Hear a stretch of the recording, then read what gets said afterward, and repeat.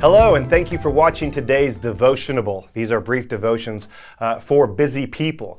We are in the middle of a series where we are looking at major themes throughout Scripture, and today we are looking at the word atonement. And what I want to do today is I want to answer two questions. First, I want to answer the question, what does that word even mean? What's kind of the definition of atonement?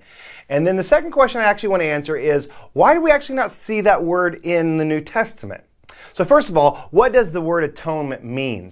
Now, in the broad sense, atonement might mean like the satisfaction or the reparation for an offense or an injury that has happened.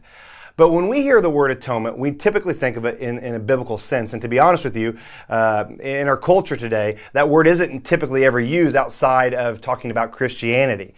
And atonement is really the reconciliation that happens between God and humankind. Where God can be in the presence of a sinful person. It describes the work of what Jesus has done on the cross, where He paid a price through the shedding of His blood so that we could be made right with God, so we could be reconciled. So that's really when we talk about atonement. It's that whole process of us being made right with God through the work of what Jesus has done for us through His death, burial, and resurrection. You know, a few weeks ago, my kids were asking me about this word atonement. They asked me what it meant.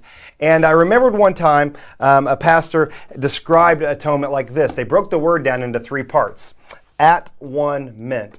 Now, I don't suspect that many of you remember back from your high school English classes where you remember what all the suffixes meant. But meant means the act of. So if you think of a word like commitment, it's the act of committing, right? Well, here, this is how I described it to my kids. I said, this is the act of being at one with God. So at one meant. So when I think about what does that word mean, sometimes I just break it down and it reminds me that we're at one with God. Now, the second question I want to answer is, why is this word? Why do we not find it in the New Testament? You think you would, but you don't. Now, it is littered throughout the entire Old Testament. It's there over 100 times, and that makes sense because of the Old Testament sacrificial system.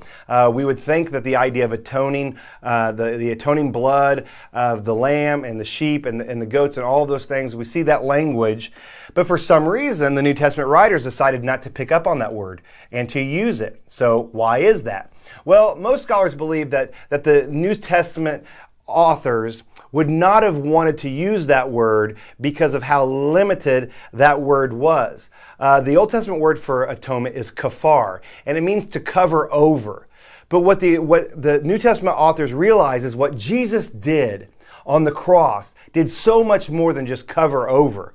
What Jesus did on the cross so outpaced all Old Testament concepts of atonement that they really didn't want to use that word. So what did they do instead? Well, when you read Scripture, when you get to these spots in the text where they could have used the word atonement, they decide to use an array of different words. It's kind of like a diamond has many sides, many facets, and you can kind of appreciate the beauty of the diamond by looking at it from different angles. And that's really what they chose to do. Instead of using that Hebrew word kafar, they said, let's use words like redemption, purification, justification, reconciliation, ransom, saves. This is what they've done. They've decided to use all of these different words instead of using that one word, atonement. And so that's why we don't find it in the New Testament. So that's what atonement means. That's why we don't find it in the New Testament. So next time you're on the street and somebody asks you, what does atonement mean? You can pull out your trusty whiteboard and you can write this out, at one meant. Thank you for watching today's Devotionable.